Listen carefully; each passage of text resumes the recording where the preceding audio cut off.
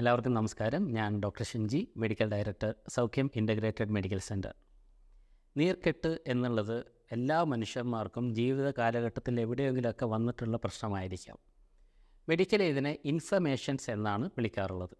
പൊതുവായിട്ട് ഇതിനെ നമുക്ക് പെട്ടെന്ന് മനസ്സിലാവുക എന്ന് പറഞ്ഞു കഴിഞ്ഞാൽ, നമ്മൾ അതിൻ്റെ പേരിൻ്റെ കൂട്ടത്തിൽ ഐറ്റിസ് എന്നുള്ള പേര് വരികയാണെങ്കിൽ ടോൺസിലൈറ്റിസ്, റൈനൈറ്റിസ്, അപ്പൻഡിസൈറ്റിസ്, ഹെപ്പാറ്റൈറ്റിസ്, ഇങ്ങനെ ഐറ്റിസ് എന്ന പേരിൽ അവസാനിക്കുന്നതൊക്കെ പൊതുവായിട്ട് ഇൻഫ്ലമേഷനെ അല്ലെങ്കിൽ നീർക്കെട്ടിനെ സൂചിപ്പിക്കുന്ന വാക്കുകളാണ്. അപ്പോൾ എന്തുകൊണ്ടാണ് ഈ നീർക്കെട്ടുകൾ വരുന്നത്? നീർക്കെട്ടുകൾ അല്ലെങ്കിൽ ഇൻഫ്ലമേഷൻ പല രീതിയിലുണ്ടാകാം. പ്രത്യേകിച്ച് നമ്മുടെ കാലാവസ്ഥയിലുണ്ടാകുന്ന വ്യതിയാനത്തിൻ്റെ സമയത്ത് നമ്മുടെ ശരീരത്തിലേക്ക് പ്രവേശിക്കുന്ന വ്യത്യസ്തങ്ങളായിട്ടുള്ള ബാക്ടീരിയയോ വൈറസ്, ഫംഗസ് എന്നിവ ഇതൊക്കെ ഇൻഫ്ലമേഷൻസ് ഉണ്ടാക്കിയേക്കാം. അല്ലെങ്കിൽ നമ്മുടെ ശരീരത്തിലുണ്ടാകുന്ന ഫോറിൻ ബോഡീസ് കൊണ്ടുണ്ടാകുന്ന ഏതെങ്കിലും മെക്കാനിക്കലി ഉണ്ടാകുന്ന അല്ലെങ്കിൽ പുറമേ നിന്ന് വരുന്ന ഏത് ആഘാതങ്ങളും നമുക്ക് വേണമെങ്കിൽ എവിടെയും പോയി ഇടിച്ചാലോ അല്ലെങ്കിൽ എന്തെങ്കിലും കൊണ്ട് പോറിയാലോ ഒക്കെ നമുക്ക് ഇൻഫ്ലമേഷൻസിനുള്ള സാധ്യതകൾ വർദ്ധിക്കും. പക്ഷേ ഇതിൽ തന്നെ കുറച്ചുകൂടി ഒരു ഹയർ ഗ്രേഡുള്ള ഒരു ഇൻഫ്ലമേഷൻ വിഭാഗങ്ങളുണ്ട്. അതിനാണ് നമ്മൾ പൊതുവേ ഓട്ടോ ഇമ്മ്യൂൺ ഡിസോർഡേഴ്സ് എന്ന് വിളിക്കുന്നത്. അല്ലെങ്കിൽ ഓട്ടോ ഇമ്മ്യൂൺ ഡിസോർഡേഴ്സ് എന്ന് പറഞ്ഞു കഴിഞ്ഞാൽ നമ്മുടെ ശരീരത്തിനകത്തുള്ള നമ്മുടെ സ്വന്തം കോശങ്ങൾ തന്നെ അല്ലെങ്കിൽ നമ്മുടെ സ്വന്തം ഭടന്മാർ തന്നെ നമുക്കെതിരെ പ്രതികരിക്കുന്നത് കൊണ്ടുണ്ടാകുന്ന രോഗങ്ങളാണ് ഈ ഓട്ടോ ഇമ്മ്യൂൺ ഡിസോർഡേഴ്സ് എന്ന് വിളിക്കുന്നത്. ഇതൊക്കെ ഇൻഫ്ലമേറ്ററി രോഗങ്ങൾ തന്നെയാണ്, അല്ലെങ്കിൽ നീർക്കെട്ടുകൾ തന്നെയാണ്. ഈ നീർക്കെട്ടുകൾ എന്തൊക്കെയായാലും ഇതിന് വളരെ പ്രാധാന്യത്തോടു കൂടി നമ്മൾ പരിഗണിക്കേണ്ടുന്ന ഒരു ഭാഗം എന്ന് പറയുന്നത് നമ്മുടെ ഗട്ടാണ്, അല്ലെങ്കിൽ ദഹനേന്ദ്രിയ വ്യവസ്ഥയാണ്. ദഹനേന്ദ്രിയ വ്യവസ്ഥയും നമ്മുടെ ഇൻഫ്ലമേഷനും തമ്മിൽ അഭേദ്യമായിട്ടുള്ള ബന്ധമുണ്ട്. പ്രത്യേകിച്ച് ഓട്ടോ ഇമ്മ്യൂൺ ഡിസോർഡേഴ്സ് എന്ന് നമ്മൾ വിളിക്കുന്ന റുമറ്റോയ്ഡ് ആർത്രൈറ്റിസ് പോലെയുള്ള നമ്മുടെ IBD പോലെയുള്ള പല രോഗങ്ങളും ഈ വിഭാഗത്തിലാണ് പെടുന്നത്. സോറിയാസിസിൻ്റെ പല വകഭേദങ്ങളൊക്കെ ഈ പറയുന്ന വിഭാഗത്തിലാണ് പെടുന്നത്. അപ്പോൾ ഇത്തരത്തിലുള്ള എല്ലാ ഇൻഫ്ലമേഷൻസുമായിട്ട് വളരെയധികം ബന്ധപ്പെട്ട് കിടക്കുന്നതാണ് നമ്മുടെ ദഹന വ്യവസ്ഥ. ഒരു ഉദാഹരണം പറയുകയാണെങ്കിൽ റുമറ്റോയ്ഡ് ആർത്രൈറ്റിസ് പണ്ട് കാലം മുതലേ ഇന്ത്യയിൽ അറിയപ്പെടുന്നത് ഇത് ആമവാദം എന്നുള്ള പേരിലാണ്. ആമ എന്ന് പറഞ്ഞാൽ ഡൈജഷനാണ്. ഡൈജഷനുമായി ബന്ധപ്പെട്ടുണ്ടാകുന്ന വാതരോഗത്തിനെയാണ് ആമവാദം എന്ന് വിളിക്കുന്നത്. അപ്പോൾ ഇതുപോലെയുള്ള എല്ലാ ഓട്ടോ ഇമ്മ്യൂൺ ഡിസോർഡേഴ്സ് എടുത്താലും അല്ലെങ്കിൽ പൊതുവായിട്ടുള്ള നീർക്കെട്ടുകളിൽ മിക്കവയും തന്നെയും ദഹനേന്ദ്രിയ വ്യവസ്ഥയുമായിട്ട് ബന്ധപ്പെട്ടുള്ളതാണ്. അപ്പോൾ അതുകൊണ്ട് തന്നെ ഇത് ഭക്ഷണവുമായിട്ടും അഭേദ്യമായിട്ട് ബന്ധപ്പെട്ടിരിക്കുന്നു. നമ്മൾ കഴിക്കുന്ന ഭക്ഷണത്തിൽ നിന്നും ഉത്ഭവിക്കുന്ന ചില രാസമാറ്റങ്ങളോ അല്ലെങ്കിൽ അതിൻ്റെ ചില പ്രവർത്തനത്തിൻ്റെയോ അനന്തരഫലമായിട്ട് പോലും നമുക്ക് ഓട്ടോ ഇമ്മ്യൂൺ ഡിസോർഡേഴ്സോ അല്ലെങ്കിൽ പൊതുവായിട്ട് നീർക്കെട്ടുകളോ ഉണ്ടാകാം. ഏറ്റവും പ്രധാനപ്പെട്ട ആൻറ്റി ഇൻഫ്ലമേറ്ററി ഭക്ഷണം എന്താണ്?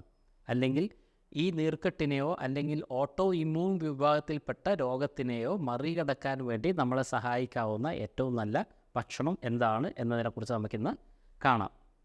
അപ്പോൾ അങ്ങനെ കാണുമ്പോൾ ആദ്യം തന്നെ നമ്മൾ നോക്കേണ്ടത് ഏതാണ് ഇൻഫ്ലമേഷൻ ഉണ്ടാക്കുന്ന ഭക്ഷണം എന്നും നോക്കാം. ഇൻഫ്ലമേഷൻസ് ഉണ്ടാക്കുന്നതിൽ ഏറ്റവും നമ്പർ 1 ആയിട്ട് നമ്മൾ പരിഗണിക്കുക ഗ്ലൂട്ടനെയാണ്. ഗ്ലൂട്ടൻ എന്ന് പറഞ്ഞാൽ നിങ്ങൾക്കറിയാം, പൊതുവായിട്ട് ധാന്യങ്ങളിലൊക്കെ ഉണ്ടാകുന്ന ഒരു പ്രോട്ടീൻ ഭാഗമാണ്.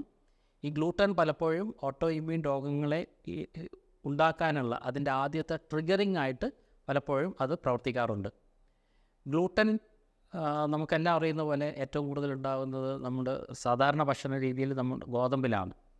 അതുപോലെ തന്നെ പലപ്പോഴും ഓട്സിലൊക്കെ തന്നെയും ഈ പറയുന്ന ഗ്ലൂട്ടൻ്റെ അംശമുണ്ട്. അതുകൊണ്ടാണ് പലർക്കും ഗ്ലൂട്ടൻ അടങ്ങിയ ഇത്തരത്തിൽപ്പെടുന്ന ഭക്ഷണങ്ങൾ കഴിക്കുമ്പോൾ ചില റിയാക്ഷൻസൊക്കെ വയറ്റിനകത്ത് ഉണ്ടാകുന്നത്. ഇതേപോലെ തന്നെ മദ്യം, ആൽക്കഹോൾ എന്ന് പറയുന്നത് മറ്റൊരു പ്രധാനപ്പെട്ട ഇൻഫ്ലമേഷൻ ഉണ്ടാക്കുന്ന ഒരു കാര്യമാണ്. ഇതേപോലെ ഷുഗർ, പ്രത്യേകിച്ച് റിഫൈൻഡ് കാർബോഹൈഡ്രേറ്റുകളെല്ലാം ഇത്തരത്തിലുള്ള ഏത് വിഭാഗത്തിൽപ്പെട്ട ഷുഗർ ആയാലും പഞ്ചസാര ആയാലും തന്നെ ഇൻഫ്ലമേഷൻസ് പ്രത്യേകിച്ച് ഓട്ടോ ഇമ്മ്യൂൺ ഉണ്ടാക്കാനുള്ള സാധ്യതകൾ വർദ്ധിപ്പിക്കും. ജങ്ക് ഫുഡ് ഇന്ന് നമ്മൾ നോക്കുകയാണെങ്കിൽ പഴയ കാലങ്ങളിൽ നിന്ന് വിഭിന്നമായിട്ട് ഇന്ന് ഓട്ടോ ഇമ്മ്യൂൺ ഡിസോർഡേഴ്സ് വളരെ വളരെ വളരെ വർദ്ധിച്ചിരിക്കുന്ന അവസ്ഥയാണുള്ളത്. അതിൽ പ്രധാനപ്പെട്ട ഒരു കാരണം നമ്മുടെ ജങ്ക് ഫുഡ്സ് തന്നെയാണ്. അതേപോലെ തന്നെ അൾട്രാ പ്രോസസ്ഡ് ആയിട്ടുള്ള ഭക്ഷണങ്ങൾ. അൾട്രാ പ്രോസസ്ഡ് ഭക്ഷണം എന്ന് പറഞ്ഞാൽ നമ്മുടെ ടിന്നിലടച്ചും കാനിലടച്ചും ഒക്കെ നമുക്ക് കിട്ടുന്ന വളരെ ആകർഷകമായ പാക്കറ്റുകളിലൊക്കെ ആയിട്ട് നമുക്ക് കിട്ടുന്ന ഭക്ഷണ പദാർത്ഥങ്ങൾ ഒട്ടുമിക്കവയും തന്നെ ഈ പറയുന്ന ഓട്ടോ ഇമ്മ്യൂൺ ഡിസോർഡേഴ്സോ അല്ലെങ്കിൽ നീർവീക്കമോ ഉണ്ടാക്കാൻ സാധ്യതയുള്ളവ തന്നെയാണ്. ഇനി ഇത് കഴിഞ്ഞാൽ മറ്റൊരു പ്രധാനപ്പെട്ട കാര്യം നമ്മൾ ഉപയോഗിക്കുന്ന ചില മില്ലറ്റുകളാണ്, ചെറുധാന്യങ്ങളെന്ന് നമ്മൾ വിളിക്കുന്ന. അതിലേറ്റവും പ്രധാനപ്പെട്ട ഒന്നാണ് ചോളം. ചോളത്തെ നമ്മൾ വളരെ നല്ല ഒരു ഭക്ഷണ വസ്തുവായിട്ട് പലരും കണക്കാക്കാറുണ്ട്. പക്ഷേ ദൗർഭാഗ്യവശാൽ ഇത് ഇൻഫ്ലമേഷൻസ് ഉണ്ടാക്കാൻ സാധ്യതയുള്ള ഘടകങ്ങളിൽ ഏറ്റവും പ്രധാനപ്പെട്ടൊരു മില്ലറ്റാണ്. അപ്പോൾ നീർവീക്കങ്ങൾ ഉണ്ടാക്കാൻ ശരീരത്തിന് സാധ്യതയുള്ള ഏറ്റവും പ്രധാനപ്പെട്ട ഒരു മില്ലറ്റാണ് ചോളം. ഇത്തരത്തിലുള്ള ഓട്ടോ ഇമ്മ്യൂൺ ഡിസോർഡേഴ്സ് സാധ്യതയുള്ളവർ ചോളം ഉപേക്ഷിക്കുന്നതാണ് കൂടുതൽ നല്ലതാവുക. ഇന്ന് മാർക്കറ്റിൽ അവൈലബിൾ ആയിട്ടുള്ള ചോളത്തിൻ്റെ 96% ചോളവും നമുക്ക് കിട്ടുന്നത് ജനിതക മാറ്റം വരുത്തിയ ചോളം ആയിട്ടാണ്. അപ്പോൾ ഈ ജനിതക മാറ്റം വരുത്തി എന്നുള്ളത് തന്നെ ഇതിൻ്റെ ഏറ്റവും വലിയ ദോഷവശമാണ്.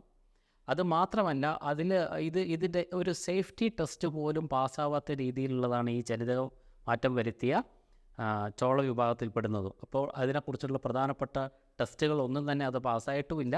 ഇത് ഇന്ന് മാർക്കറ്റിൽ സുലഭമായിട്ട് ലഭിക്കുന്നുമുണ്ട്.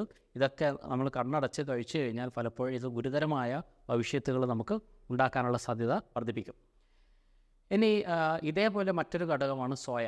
ഈ ചോളത്തിലായാലും സോയയിലായാലും ഇതിനകത്ത് ലെക്റ്റിൻ എന്ന് പറയുന്ന ഒരു കണ്ടൻറ്റുണ്ട്. ഈ ലെക്റ്റിൻ എന്ന് പറയുന്ന ഘടകം വളരെ കൂടുതലായിട്ട് തന്നെ ശരീരത്തിനകത്ത് ഇൻഫ്ലമേഷൻസ് ഉണ്ടാക്കാൻ ഇടയുള്ളവയാണ്. ഇനി മറ്റൊരു പ്രധാനപ്പെട്ട കാര്യം എന്ന് പറയുന്നത് ചിലതരം എണ്ണകളാണ്. എണ്ണകളിൽ പ്രധാനപ്പെട്ടത് ഈ ഇൻഫ്ലമേഷൻസ് ഉണ്ടാക്കുന്നത് വെജിറ്റബിൾ ഓയിൽസാണ്. വെജിറ്റബിൾ ഓയിൽസ് എന്ന് പറയുമ്പോൾ നമ്മൾ കനോല ഓയിൽ, നമ്മൾ സൺഫ്ലവർ ഓയിൽ പോലെയുള്ള പല എണ്ണകളും ഇൻഫ്ലമേഷൻ സാധ്യത വർദ്ധിപ്പിക്കുന്നതാണ്. പ്രധാനമായിട്ട് ഇതിനകത്തൊക്കെ ഒമേഗ-6 കണ്ടൻറ്റ് വളരെ അധികമാണ്. അതുകൊണ്ട് തന്നെ ഒമേഗ-6 ഇൻഫ്ലമേഷൻ ഉണ്ടാക്കാനുള്ള സാധ്യത വർദ്ധിക്കുന്നതുകൊണ്ട് ഇത്തരത്തിലുള്ള എണ്ണകൾ ഉപേക്ഷിക്കുന്നതാണ് കൂടുതൽ ഗുണപ്രദമായിട്ട് വരിക. മറ്റൊരു പ്രധാന ഇൻഫ്ലമേറ്ററി ഏജൻറ്റ് എന്ന് പറയുന്നത് A1 മിൽക്കാണ്. A1 മിൽക്ക് എന്ന് പറഞ്ഞാൽ ഗ്രെയിൻ ഫെഡ് ആയിട്ടുള്ള, അല്ലെങ്കിൽ പുല്ല് തിന്നാത്ത പശുക്കൾ. പുല്ല് തിന്നാത്ത പശുക്കൾ എന്ന് പറഞ്ഞാൽ ഉദ്ദേശിക്കുന്നത് പലപ്പോഴും ഇപ്പോൾ കാറ്റിൽ ഫീഡ്സൊക്കെയാണ് നമ്മൾ കൊടുക്കുക. ഈ കന്നുകാലികൾക്കുള്ള ഭക്ഷണമായിട്ട് നമ്മൾ റെഡിമെയ്ഡായിട്ട് കൊടുക്കുന്ന ഭക്ഷണങ്ങൾ കഴിച്ചുണ്ടാക്കുന്ന ആ പശുവിൽ നിന്നുണ്ടാകുന്ന പാലുകളെല്ലാം A1 വിഭാഗത്തിൽപ്പെട്ട പാലുകളായിട്ടാണ് പരിഗണിക്കുന്നത്. അത്തരത്തിലുള്ള പാലുകളൊക്കെ തന്നെയും ഇൻഫ്ലമേഷൻ സാധ്യത വളരെയധികം വർദ്ധിപ്പിക്കുന്ന കാര്യങ്ങളാണ്. പ്രധാനമായിട്ട് ഇത് നമുക്കറിയാം, മഹാഭൂരിപക്ഷം ആൾക്കാർക്കും ലാക്ടോസ് ഇൻടോളറൻസ് എന്ന് പറയുന്ന ഒരു പ്രശ്നമുണ്ട്. ലാക്ടോസ് ഇൻടോളറൻസ് ഉള്ളവർക്കും ഇത് കഴിക്കുന്നതുകൊണ്ട് തന്നെ ഇൻഫ്ലമേഷൻ, നീർവീക്കം വരാനുള്ള സാധ്യത കൂടും.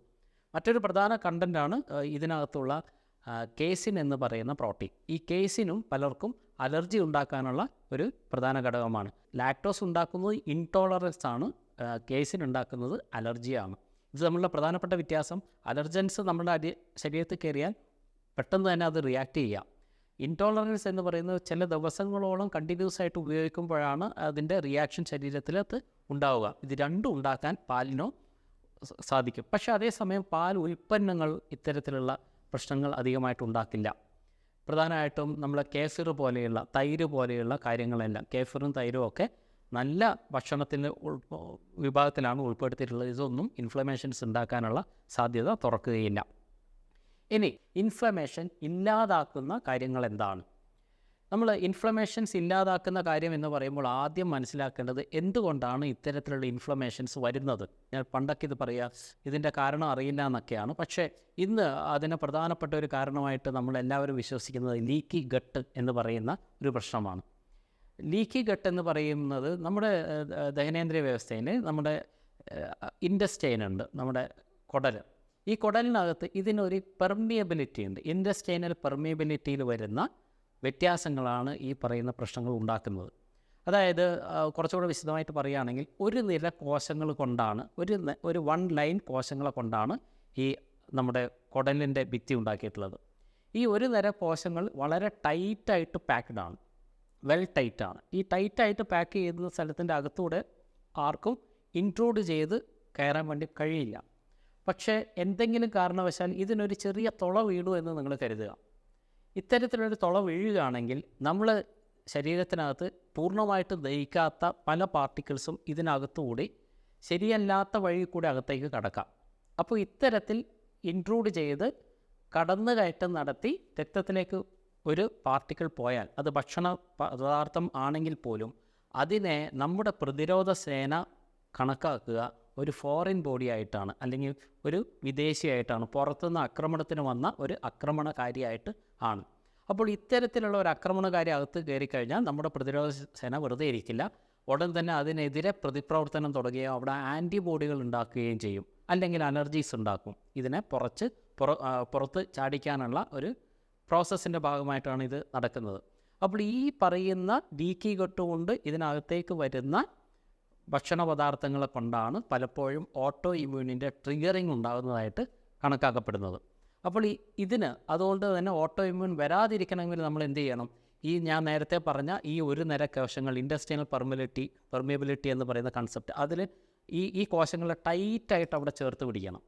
അപ്പോൾ ഇത്തരത്തിൽ ഇതിനെ ടൈറ്റാക്കാൻ സഹായിക്കുന്ന ഘടകത്തിനെയാണ് നമ്മൾ ആൻറ്റി ഇൻഫ്ലമേറ്ററി എന്ന് പറയുന്നത്, അല്ലെങ്കിൽ നീർവീക്കത്തിനെ ഒഴിവാക്കാൻ കഴിയുന്ന ഭക്ഷണങ്ങൾ എന്ന് പറയുന്നത്. ഇത് എന്താണ്, ഏത് ഭക്ഷണമാണ് ഇതിൻ്റെ ഏറ്റവും പ്രധാനപ്പെട്ടതെന്ന് ചോദിച്ചു കഴിഞ്ഞാൽ, ഏത് കണ്ടൻ്റാണ്, ഏത് മോളിക്യൂളാണെന്ന് ചോദിച്ചു കഴിഞ്ഞാൽ ഒറ്റ വാക്കിന് നമുക്ക് പറയാൻ പറ്റുന്ന ഇത് ഗ്ലൂട്ടാമിൻ എന്ന് പറയുന്ന കണ്ടൻ്റാണ്. ഇത് ഗ്ലൂട്ടാമിൻ എന്ന് പറയുന്ന ഒരു അമിനോ ആസിഡാണ്, അതായത് ഒരു പ്രോട്ടീൻ തരത്തിൽപ്പെട്ട ഒരു വിഭാഗത്തിൽപ്പെട്ട കാര്യമാണ് ഇത്. നമ്മുടെ കോളോൻ്റെ, പ്രധാനമായിട്ട് നമ്മുടെ വൻകുടലിൻ്റെ കോശങ്ങളെയൊക്കെ കൂടുതൽ നന്നായിട്ട് സംരക്ഷിക്കാനും ഉത്തേജിപ്പിക്കാനും ഒക്കെ സഹായിക്കുന്ന ഒരു കാര്യമാണ്. അപ്പോൾ അതുകൊണ്ട് തന്നെ ഈ ഗ്ലൂട്ടാമിൻ നമ്മുടെ ശരീരത്തിൽ കയറിക്കഴിഞ്ഞാൽ അത് ഇൻഡസ്റ്റൈൻ ലെയർ ഞാൻ നേരത്തെ പറഞ്ഞ ആ ലെയറിനെ, ആ ഒരു നിരയെ കൂടുതൽ സ്ട്രോങ് ആക്കാൻ വേണ്ടി സഹായിക്കും. ഈ ലെയറിനെ വർദ്ധിപ്പിക്കാൻ വേണ്ടി, സ്ട്രെങ്തൻ ചെയ്യിപ്പിക്കാൻ വേണ്ടി സഹായിക്കും. അതുപോലെ തന്നെ നമ്മൾ ഒരു പ്രൊട്ടക്ഷൻ ലെയർ ഉണ്ട് നമ്മുടെ ശരീരത്തിനെല്ലാം, ദഹനേന്ദ്ര വ്യവസ്ഥ, മ്യൂക്കോസൽ ലെയർ എന്ന് പറയുന്ന ഒരു ശ്ലേഷ്മ സ്തരത്തിൻ്റെ ഒരു ആവരണം. ഈ ആവരണത്തെ ഉത്തേജിപ്പിക്കാനും ഇതിനെ വളരെ ആരോഗ്യത്തോടു കൂടി സംരക്ഷിക്കാനും കൂടി സഹായിക്കുന്നതാണ് ഗ്ലൂട്ടാമിൻ. ഗ്ലൂട്ടാമിൻ നന്നായിട്ട് ശരീരത്തിലേക്ക് നമ്മൾ കൊടുക്കുകയാണെങ്കിൽ ഇത് തീർച്ചയായിട്ടും ഓട്ടോ ഇമ്മ്യൂൺ വിഭാഗത്തിൽപ്പെട്ട രോഗങ്ങളെയും പൊതുവായിട്ട് എല്ലാ നീർവീക്കങ്ങളെയും നന്നായി നിയന്ത്രിക്കാൻ വേണ്ടി കഴിയും. അങ്ങനെയാണെങ്കിൽ നമ്മൾ നോക്കേണ്ടത് എവിടെ നിന്ന് നമുക്ക് ഈ ഗ്ലൂട്ടാമിൻ കിട്ടും എന്നുള്ളതാണ്. ഗ്ലൂട്ടാമിൻ കിട്ടാൻ സാധ്യതയുള്ള കുറേ ഘടകങ്ങളുണ്ട്. അതിൽ ഏറ്റവും പ്രധാനപ്പെട്ടത് എന്ന് പറയുന്നത് ഒരു നോൺ വെജിറ്റേറിയൻ ഡയറ്റാണ്.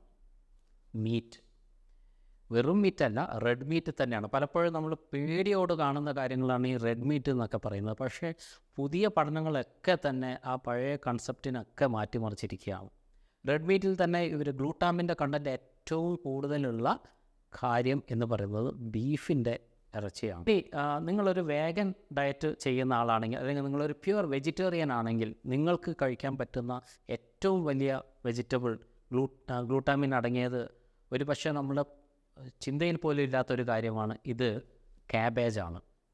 പക്ഷേ നമ്മൾ ആലോചിക്കേണ്ടത് പലപ്പോഴും നമ്മുടെ മാർക്കറ്റിലൊക്കെ കിട്ടുന്ന ക്യാബേജുകൾ അത്ര നല്ല ക്യാബേജുകളല്ല. പലപ്പോഴും ഇതൊക്കെ വിഷത്തിൽ മുക്കിയെടുത്തിട്ടാണ്, ബാക്കിയൊക്കെ വിഷം തെളിക്കുകയാണെങ്കിൽ ക്യാബേജും കോളിഫ്ലവറൊക്കെ വിഷത്തിൽ മുക്കിയിട്ടാണ് എടുത്തു കൊണ്ടുവരിക. അപ്പോൾ നല്ല സ്ഥലത്തു നിന്ന് ഓർഗാനിക് ഫാമിങ്ങോട് കൂടിയിട്ടുണ്ടാക്കുന്ന ക്യാബേജുകൾ കഴിയുന്നത്ര കളക്ട് ചെയ്യാൻ വേണ്ടി ശ്രമിക്കുക. അല്ലെങ്കിൽ ഈ ക്യാബേജ് നിങ്ങൾ മുറിച്ച് നന്നായിട്ട് കഴുകി ഇത് അല്പസമയം ആപ്പിൾ സിഡർ വിനാഗറിലോ അല്ലെങ്കിൽ വിനാഗിരിയിലോ അല്പസമയം ഇട്ട് വെച്ച് പിന്നീട് കഴുകിയെടുക്കുന്നതും ഇതിൻ്റെ ചില പോയിസണസ് കണ്ടൻസൊക്കെ മാറ്റാൻ വേണ്ടി സഹായിക്കും. അപ്പോൾ കൃത്യമായിട്ട് പറയുകയാണെങ്കിൽ GI ഇൻഫ്ലമേഷൻസിനെയും ഗ്യാസ്ട്രൈറ്റിസിനെയും ഒക്കെ ഏറ്റവും നന്നായിട്ട് നിയന്ത്രിക്കാൻ പറ്റുന്ന ഒരു പ്രധാനപ്പെട്ട വെജിറ്റബിളാണ് ക്യാബേജ് എന്ന് പറയുന്നത്.